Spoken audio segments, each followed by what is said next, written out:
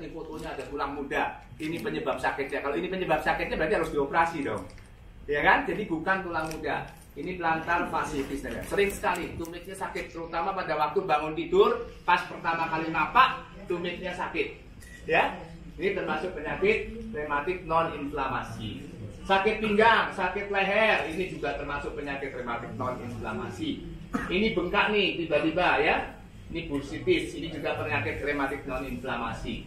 Ini yang tadi saya bilang trigger finger atau jari pelatuk. Ya, tiba-tiba ada bengkak di sini. Jadi jarinya bisa ditekuk, pas diluruskan susah, harus diplek ya. Oke. Bahunya tiba-tiba kaku ke segala arah, susah digerakkan. Ini juga termasuk penyakit rematik non-inflamasi ya. Oke. Nah, penyakit rematik artikuler ini kenanya sendi, tadi saya udah bilang ya, sendi, kenanya persendian. Kalau periartikuler yang tadi kenanya jaringan lunak, ya di tendonnya, di ototnya, ini periartikuler, ya. Nah, penyakit rematik akut ini biasanya gejalanya kurang dari 6 minggu, kalau kronis lebih dari 6 minggu, ya. Kalau monoartikuler kenanya 1 sendi, kalau oligo kenanya 24 sendi, kalau lebih dari 4 sendi namanya poliartikuler, ya sakitnya lebih dari 4 sendi. Di tangan sakit, di lutut sakit, di panggul sakit, pinggang sakit. Nah, kemungkinan ini penyakit rematik poliartikuler. Bapak Ibu harus cek ke dokter, ya. Oke. Nah, ini pertanyaannya, apakah penyakit rematik hanya diderita orang tua dan wanita? Tadi saya sudah jelaskan ya, bahwa siapapun bisa kena penyakit rematik, ya, mau muda, mau tua, bahkan sejak usia 8 tahun pun bisa ada yang namanya juvenile rheumatoid arthritis atau juvenile ankylosing spondylitis, ya. Dari usia 8 tahun pun bisa kena rematik, ya. Karena ini penyakit genetik, penyakit autoimun. Oke. Ya.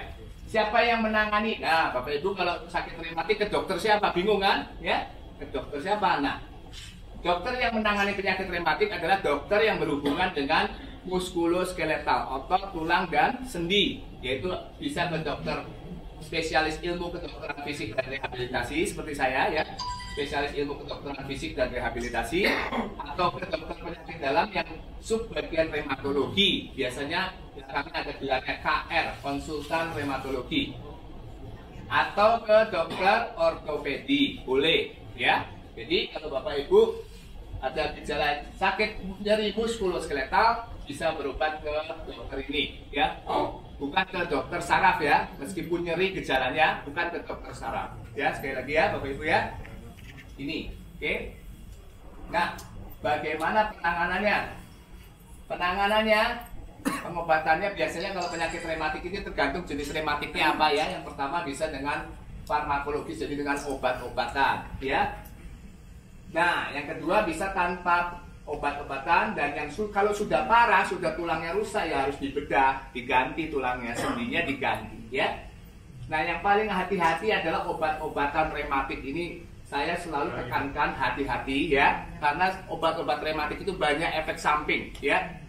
Efek samping pertama adalah di sistem pencernaan, nanti mahnya jebol ya. Itu saya sering dapatkan pasien usia lanjut, tiba-tiba lemes, nggak mau makan, pas diperiksa HB-nya turun, anemia. Nah, ternyata ada riwayat minum obat rematik terus. Akhirnya mahnya jebol, ya. Begitu dicek, di endoskopi, mahnya sudah luka. Efek samping yang kedua dari obat rematik adalah ke jantung, ya. Obat rematik itu bisa meningkatkan tensi, ya. Juga bisa mempengaruhi jantung. Yang ketiga tentunya adalah bisa mempengaruhi ginjal ya. Jadi hati-hati dengan obat-obat rematik ini. Kenapa hati-hati? Karena seringnya ya kebiasaan budaya pasien kita yang harus diubah ya. Kalau sudah ke dokter, resepnya diulang 10 kali ya. Sama aja ke dokter, obatnya sama, udah beli di apotek aja ya. Betul Bapak Ibu ya. Makanya saya selalu edukasi ke pasien saya, jangan beli obat sembarangan. Oke. Ya, ini sering kejadian karena saya sering dapat pasien seperti ini. Ya, loh Bapak Ibu minum obat ini sejak kapan? Oh sudah lama dok. Terus ke dokter enggak cuma sekali. Resepnya diulang terus. Ya, resepnya diulang karena minum obat itu, obat rematik itu kalau minum memang cespleng. Habis minum langsung enak. Besoknya bisa aktivitas, bisa jalan. Tapi hati-hati Bapak Ibu sekali lagi, ya. obat rematik ini banyak efek samping.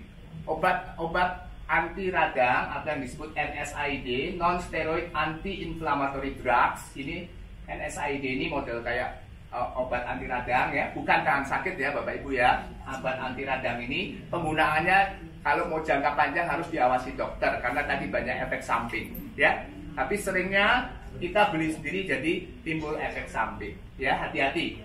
Dan yang kedua ada satu obat rematik yang sangat ampuh namanya steroid, kortikosteroid. Biasanya belakangnya obatnya pakai son ya, dexamethasone ya, methylprednisolone. Yang pakai son itu adalah golongan steroid.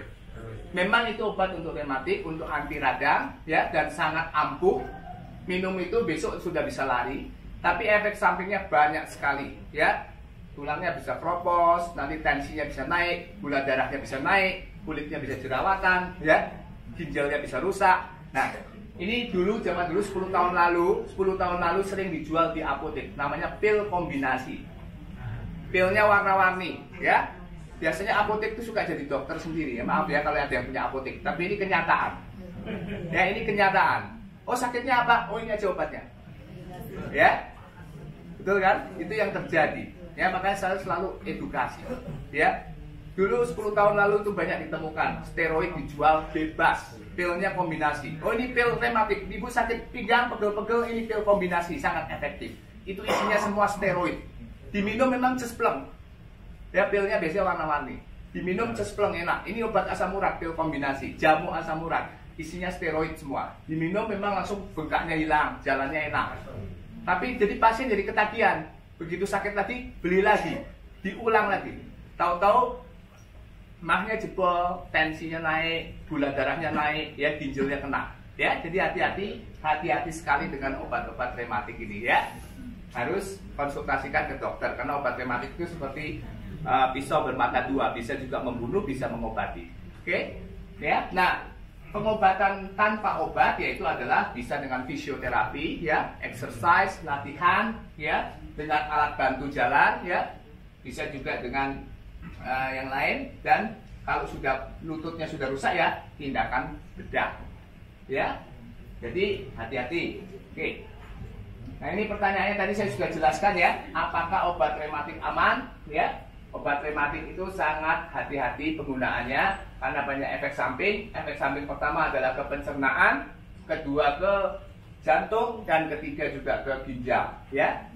Nah, sebisa mungkin kalau kita bisa menghindari obat-obatan ini lebih baik ya, karena kita sekarang hari ini nanti khususnya kita akan belajar mengetahui mengenai apa yang namanya marine placenta ya, SOP 100 ya. SOP 100 ini, marine placenta ini adalah salah satu suplemen ya yang kandungannya sangat baik untuk sendi ya. Jadi kita bisa gunakan juga untuk meredakan peradangan sendi atau penyakit rematik dengan minum SOP 100. Kenapa? Karena ini. Nah, ya, SOP 100 ini mengandung asam hyaluronat. Asam hyaluronat ini pelumas sendi ya. Bukan glukosamin ya Bapak Ibu, saudara sekalian. Ya, sering sekali kan pasien saya nanya, "Dok, saya boleh minum glukosamin tidak?" Ya, Bapak Ibu mungkin tahu ya glukosamin ya. Banyak itu ya. Saya dibelikan anak saya dari Amerika, dari Australia glukosamin untuk sendi. Boleh enggak? Tidak ada efeknya untuk lutut ya. Saya kasih tahu sekali lagi, kalau Bapak Ibu sakit lutut, penelitian mengatakan glukosamin tidak ada manfaatnya. Ya. Oke. Ya, sekali lagi ya. Kalau Bapak Ibu sakit lutut, glukosamin, hasil penelitian, bukan kata saya ya, hasil penelitian mengatakan glukosamin itu tidak bermanfaat untuk mengurangi tipisnya tulang rawan ataupun mengurangi celah sendi yang semakin rapat ya. Jadi hati-hati, bahkan di luar negeri itu saking latahnya semua mengandung glukosamin. Kalau di Indonesia kan semua mengandung kalsium tinggi ya, susu semuanya mengandung kalsium tinggi ya, permen mengandung kalsium tinggi. Kalau di luar negeri semua mengandung glukosamin ya, bahkan ada soft drink ditulis mengandung glukosamin, baik untuk persendian. Bahkan permen pun ada yang mengandung glukosamin. Nah, makanya di Amerika diadakan penelitian karena lembaga konsumen di Amerika tuh bilang ini rakyat saya kok menghabiskan uang untuk beli glukosamin sangat besar sekali. Setelah diteliti ternyata tidak ada efek ya. Oke, ya jadi kedokteran itu selalu berkembang dan kita selalu harus berdasarkan penelitian. Kalau mau minum obat, mau mengkonsumsi obat, yang nomor satu adalah kita harus tahu dulu obat ini ada uji klinisnya tidak, ya sudah diteliti berapa lama. Jangan cuman kata ini, kata itu, kata ini, kata itu ya. Oke. Nah, Marin Placenta atau SOP 100 ini kenapa bisa baik untuk persendian? Karena dia mengandung asam hyaluronat. Asam hyaluronat ini untuk pelumas sendi, ya. Dimana pada penyakit rematik itu biasanya pelumas sendinya sudah berkurang, olinya sudah habis, ya. Makanya kadang digerakkan bunyi-bunyi, ya. Nah, SOP ini juga mengandung kondroitin. Kondroitin ini adalah suatu protein ya untuk pembentukan tulang rawan sendi, ya. Jadi gabungan asam hyaluronat dan kondroitin. Dan SOP 100 ini juga mengandung kolagen, ya. Kolagen ini sangat penting untuk sendi kita karena tulang rawan sendi kita yang bisa bikin sendi kita bergerak tanpa bunyi, tanpa nyeri karena adanya kolagen, adanya pelumas, ya. Nah, kemudian juga ada elastin. Elastin ini juga dibutuhkan untuk sendi, ya. Jadi SOP ini bukan cuma buat kulit supaya kulitnya kencang dan cantik, ya, tapi juga untuk sendi sangat baik karena mengandung kolagen, ya. Makanya kenapa kok bisa untuk sendi, ya, bisa untuk suplemen untuk penyakit rematik karena kandungannya memang sangat bermanfaat untuk fungsi sendi yang normal, ya. Dan juga di samping itu juga ada asam amino, ya. Bapak Ibu sekalian tahu tidak bahwa sebetulnya yang namanya Marin Placenta atau SOP ini, ya, isinya adalah asam amino esensial. Ya, asam amino esensial itu adalah protein yang tidak bisa dibentuk oleh tubuh kita, harus didapatkan dari makanan, ya. Nah, SOP 100 kandungannya adalah asam amino esensial. Sama seperti plasenta manusia juga sama. Kandungannya adalah asam amino esensial. Bukan stem cell, ya. Sekali lagi ya. Saya mau menjelaskan Bapak Ibu sekalian yang ada di sini sekalian jangan sampai salah menjelaskan, ya. Program suplemen itu bukan stem cell. Ya, saya sering didatangi karena saya bergerak di bidang regeneratif medicine, ya, saya sering didatangi sama orang yang mau jualan, ya. Ini stem cell dari buah ini stem cell dari buntut domba, ini stem cell dari kulit domba, banyak sekali. Dia klaim ini stem cell, ya. Saya no comment, karena yang namanya stem cell harus dari tubuh manusia. Sekali lagi ya Bapak Ibu ya, yang namanya stem cell harus dari tubuh manusia dan dari tubuh sendiri, namanya autologus. Stem cell itu cuma bisa diambil dari darah, dari plasenta, dan dari sumsum tulang. Tidak bisa diambil dari hewan, diambil dari buah. Itu tidak masuk akal dan nonsense. Ya, jadi saya edukasi Bapak Ibu sekalian di sini sekalian, karena sekarang lagi ngetren apa-apa stem cell. Ya, biar orang percaya, oh stem cell. Ya. Ya, jadi tidak ada suplemen stem cell yang tidak berasal dari tubuh manusia. Ya, sekali lagi ya Bapak Ibu, jadi jangan salah itu apa salah pengertiannya, ya. Saya belajar regeneratif medicine di Serbia, ya, di Belgrade, ya. Bahkan di sana dokter-dokternya, profesor saya juga tahu bahwa di Indonesia tuh banyak stem cell kan. Ya, banyak stem cell dari apel, stem cell dari telur, stem cell dari pokoknya semua stem cell. Sampai bingung profesor saya. Ya. Kok bisa Indonesia produksi stem cell dari buah? Gimana caranya, saya mau belajar kan? Ya, jadi Bapak Ibu sekalian harus pulang dari sini harus pinter semua ya. Jangan sembarangan bilang stem cell, ya. Tapi kalau suplemen ini memberi nutrisi pada stem cell, yes, saya percaya itu betul, ya. Jadi semua suplemen yang ada di SOP ini, asam amino esensial ini adalah memberi nutrisi pada stem cell. Tubuh kita tuh punya sel yang bisa beregenerasi sebetulnya setiap hari, ya. Kita tuh adalah makhluk ciptaan Tuhan yang paling sempurna. Tubuh kita tuh sebenarnya melakukan regenerasi sel setiap hari. Sel kita mati setiap hari, diganti yang baru, ya. Nah, dalam proses penggantian sel itu, dengan bertambahnya usia, proses pergantian sel tubuh kita akan berkurang. Nah, suplemen inilah yang akan membantu memberikan nutrisi. supaya proses regenerasinya berjalan terus. Ya, Bapak Ibu sekalian ngerti ya sekarang ya? Jadi ini bukan stem cell, ya. Jadi kalau nanti ada yang overclaim, hati-hati. Saya harap tim Bandung semua tidak salah mengedukasi, ya. Karena berbahaya sekali, nanti yang kena kita semua, ya. Perusahaan juga nanti kena. Kalau saya seorang dokter spesialis, jadi saya sangat idealis, ya. Saya tidak mau sembarangan bilang ini stem cell, oke? Ya. Jadi sekali lagi. SOP isinya marin asam amino esensial. Asam amino itu adalah protein yang tidak bisa didapatkan, yang tidak bisa diproduksi, harus didapatkan dari luar. Dan asam amino ini adalah fungsinya pembentukan untuk memberikan nutrisi pada sel. Ya, sel kita mendapatkan makanan itu dari protein.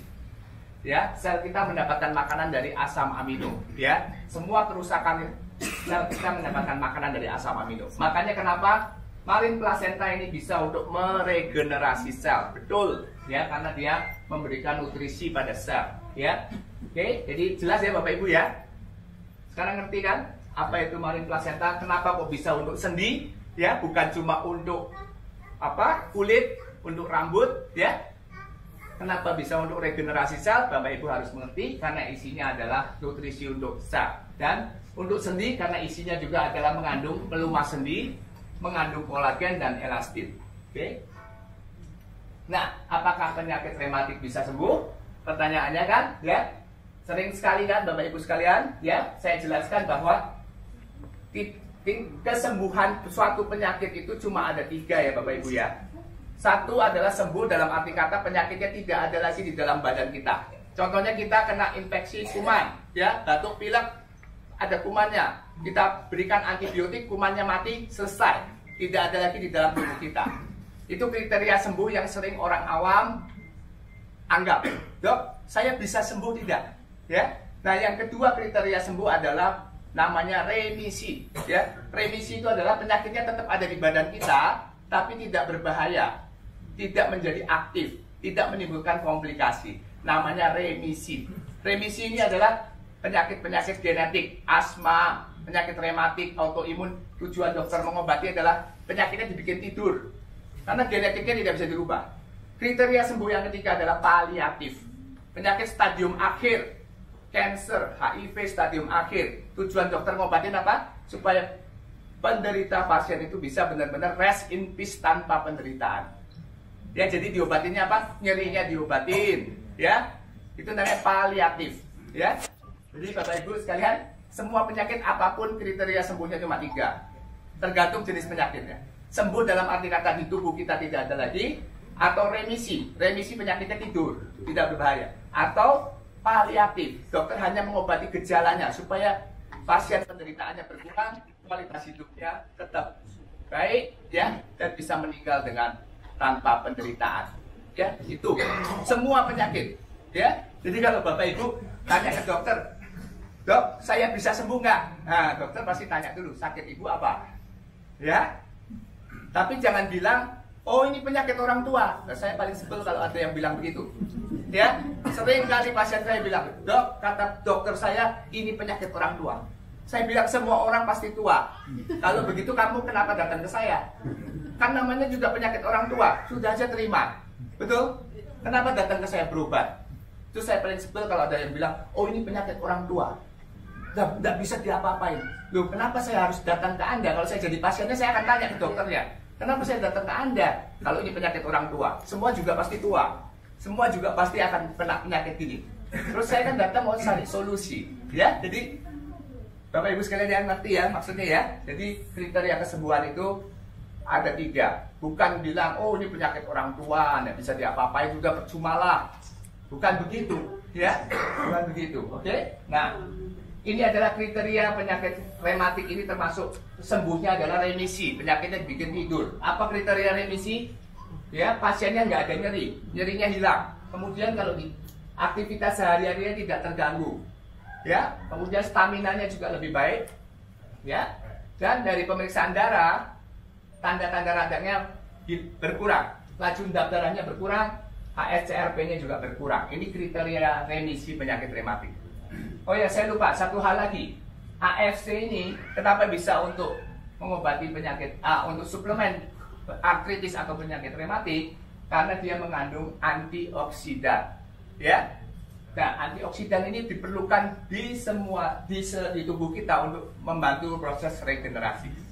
Setiap hari tubuh kita melakukan metabolisme, bekerja tubuh kita ini menghasilkan produk, ya. Produk akhir ini salah satunya adalah radikal bebas. Ya, radikal bebas ini adalah penyebab dari nanti kanker, semua penyakit itu penyebabnya karena radikal bebas. Itu adalah waste product dari tubuh kita. Nah, ditangkap dengan antioksidan.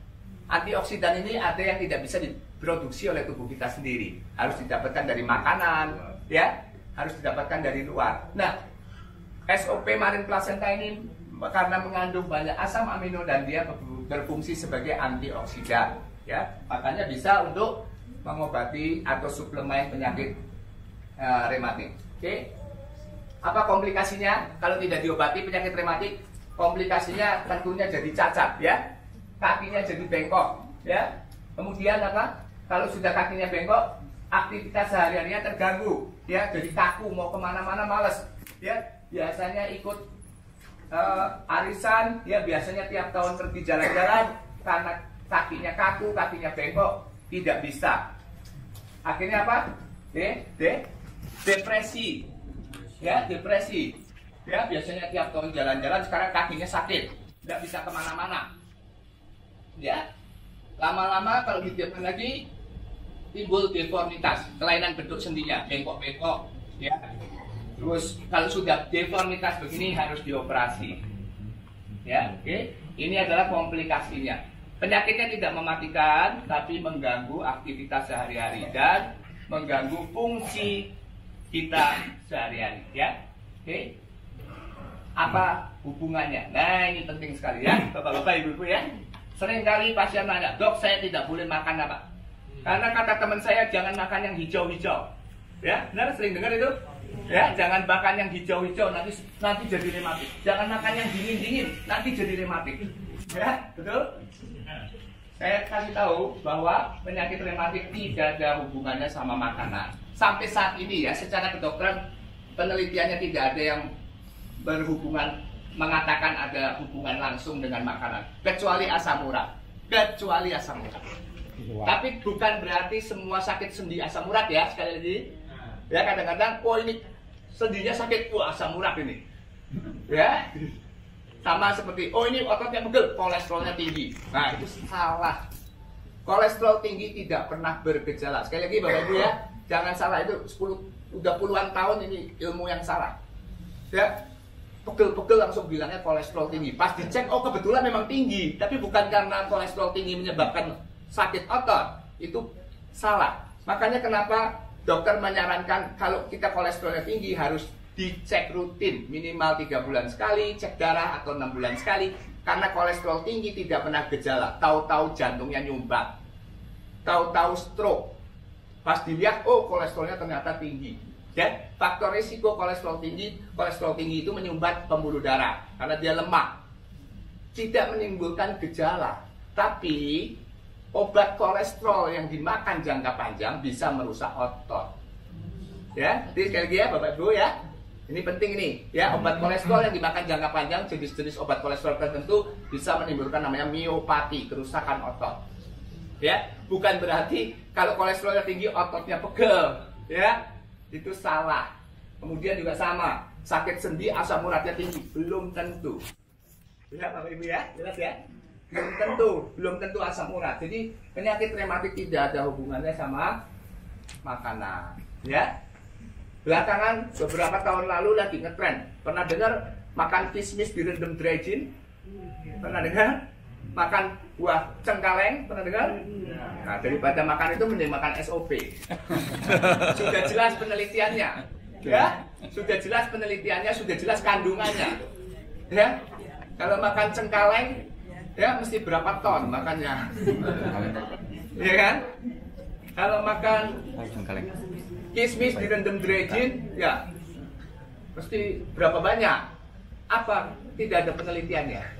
Ya, tapi kalau SOP sudah ada penelitiannya. Jadi mending makan SOP 1 saset 2 kali 1, ya. daripada makan cengkaleng, waduh, dengan susah payah makan. Ya. Kolang-kaling ya. Kolang-kaling, ya. Ya itu kan lagi ngetren kan? Ya, kolang-kaling, kismis direndam dredgin sampai dredgin laku itu waktu itu. Ya, kismis habis semua. Ya, kismis hijau direndam dredgin, semua orang bilang, oh iya bener, ini bermanfaat. Itu kadang-kadang psikologis ya, tapi tidak terbukti secara ilmiah. Oke? Ya, jadi tidak ada hubungan sama makanan ya Bapak Ibu Saudara sekalian ya. Pantangannya apa? Kalau orang sakit rematik ya pantangan umum ya. Seperti tadi saya bilang bahwa penyakit rematik ini adalah penyakit autoimun. Jadi di mana antibodi kita kadang-kadang berlebihan. Jadi kita harus cukup istirahat, hindari stres ya. Cukup istirahat, hindari stres ya. Kemudian juga obat yang dilarang tadi kortikosteroid tadi saya sudah jelaskan, dan jangan minum jamu-jamuan ya. Jamu-jamuan bikin sendiri tidak apa-apa, tapi kalau jamu-jamuan yang di toko hati-hati ya Bapak Ibu sekalian, karena banyak mengandung steroid. Jamu asam urat itu paling banyak sekali. BP POM menemukan bahwa hampir 50% jamu asam urat mengandung steroid. Itu tahun 2010 ya. Tahun 2010 dicek, jamu asam urat itu 50%-nya mengandung steroid. Memang cespleng ya, hati-hati dengan jamu asam urat ya. Itu mengandung kortikosteroid ya. Kalau mau bikin jamu, bikin sendiri ya. Apa jamu yang bagus yang bikin sendiri untuk sendi, jahe ya. Terus lemongrass ya, itu bagus ya. Jahe, lemongrass, sama satu lagi adalah paria. Tahu paria? Pare. Nah, pare. Karena pare itu kandungan antioksidannya tinggi. Nah, bikin jamu itu bikin sendiri tiap hari diminum. Memang belum ada penelitiannya, tapi kandungan buah-buahan tersebut sudah terbukti, ya. Oke. Nah, apa pantangannya? Tidak ada pantangan khusus ya, tergantung sendinya yang terkena. Jadi kalau sendinya kena kaki, tangan ya harus aktivitasnya harus dikurangin ya. Kalau kenanya lutut ya harus dikurangin ya, jangan bebannya berlebihan ya, berat badan harus dijaga, jangan berlebihan ya. Terus yang satu hal lagi, penyakit rematik ini seringnya kambuh karena infeksi. Infeksi yang dianggap sepele, yang sering kali tidak terlihat adalah di gigi ya. Siap sekalian, hati-hati gigi. Kenapa dokter gigi bilang setahun sekali periksa gigi ya? Itu namanya focal infection. Jadi ada infeksi yang tersembunyi yang tidak terlihat. Itu sering menimbulkan gejala rematik yang kambuh. Karena orang itu punya genetik rematik, ya. Tiba-tiba nggak ada sebab lututnya bengkak, ya. Bengkak, diobatin nggak sembuh-sembuh. Begitu dicek giginya, oh banyak sisa akar. Itu harus dicabutin, ya. Ada bolong nggak ketahuan. Begitu giginya diperbaiki, rematiknya sembuh. Infeksi yang kedua yang sering kali tidak terdeteksi adalah infeksi saluran kencing, ya, terutama wanita. Kenapa wanita lebih sering kena infeksi saluran kencing? Karena saluran kencingnya pendek. Kalau laki-laki panjang saluran kencingnya, karena pendek, jadi hubungan dengan dunia luar lebih dekat. Jadi sering kena infeksi. Wanita sering kena infeksi saluran kencing, ya. Jadi infeksi saluran kencing, infeksi di gigi ini jangan dianggap sepele. Sering kali menimbulkan penyakit rematik ini kambuh. Penyakit rematiknya nggak sembuh-sembuh, diobatin sana sini nggak sembuh-sembuh. Ketika dicek, oh ternyata giginya banyak focal infection, banyak sumber infeksi yang tidak terlihat. Saluran kencingnya juga infeksi, ya. Nah ini hati-hati, ya. Oke. Nah terima kasih, ya.